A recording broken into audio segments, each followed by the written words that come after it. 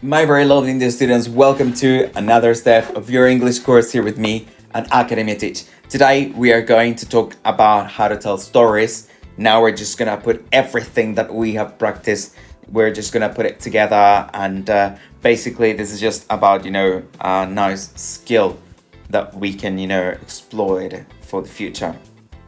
Not only for English, but also this can also work in our personal real life. Um, Basically, here we've got the context. It says that, at Alchemy Bar, stories just don't happen. Sorry, don't just happen. They're shared. Night after night, Christian listens to people who walk in with something to say. A funny mistake, strange coincidence, a difficult day, a moment that they will never forget. But now it is your turn. Okay, we have practiced a lot, right?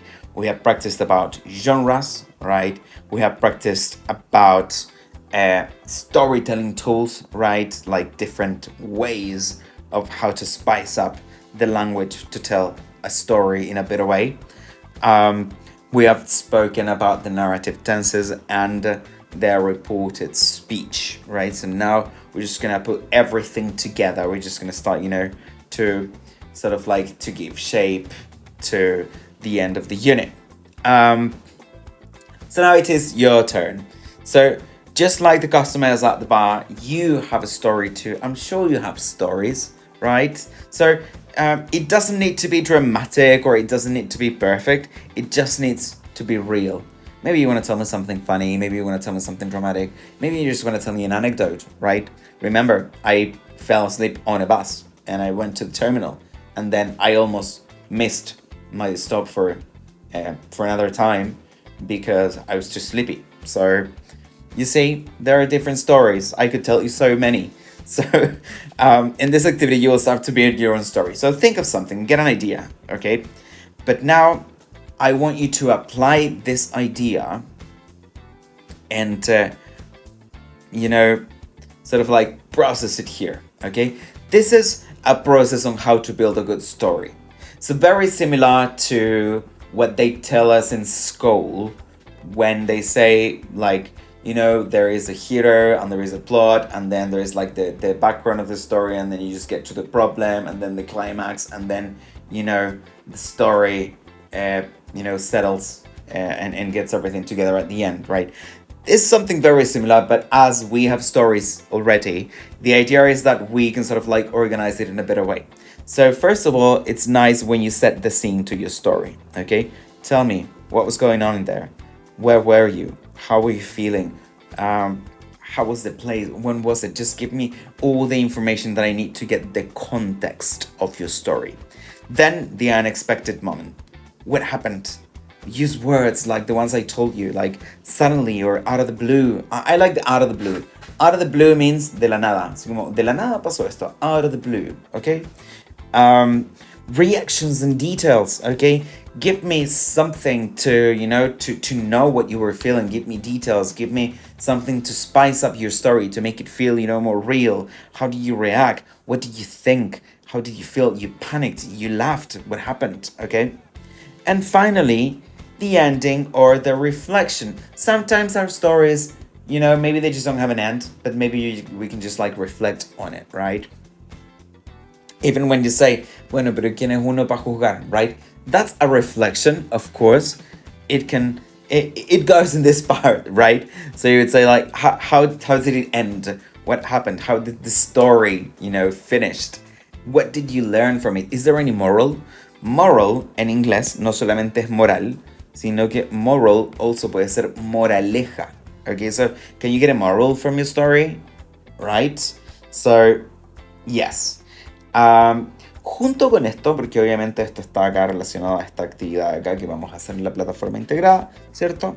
Te voy a pedir que también le eches una miradita a esta de acá. Okay? Basically, this is how to react naturally to stories in English. O sea, ya contamos historias, ya las escuchamos, pero uno no es como que solamente hay una persona hablando y el otro así como sin decir nada, ¿cierto?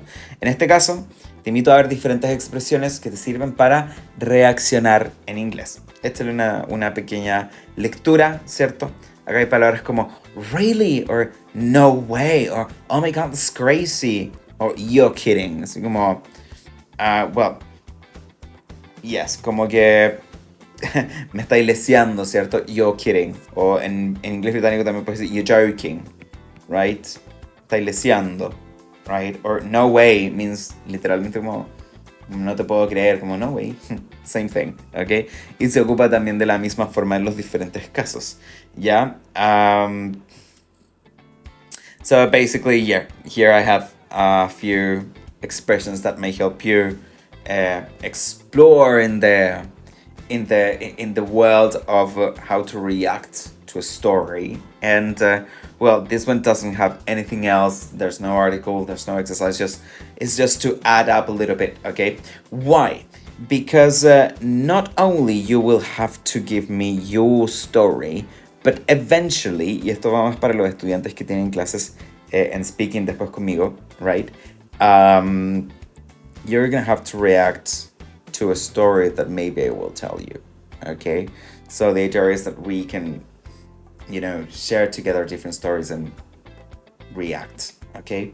So that's it for today. And well, this is the real life English activity. So here we put everything together that we have learned on the previous pages. And let's see how it is. It says, tell your best story. Choose one real or invented story. You have 60 to 90 seconds to plan. In your story, you must set the scene, include one unexpected moment, react emotionally. So basically, in this case, as you cannot listen to someone's story, you're gonna react based on your story. You're gonna tell me how you were feeling about it, okay? And there you're gonna have to finish with a clear ending. This is very similar to what we have like in an IELTS exercise. So you're gonna have to work on the two different activities for the platforming here. And basically that's it for today. I wish you a very beautiful rest of your day. Congratulations, you have made it to the end. Los voy a dejar después con la página de 4Skills y con las actividades de 4Skills en los siguientes pasos, pero obviamente después me gustaría invitarlos a reflexionar en esta página de acá. Y nada, como les había dicho, esta unidad es la última unidad planificada de este libro. Este es un libro más cortito, pero estamos trabajando en una extensión.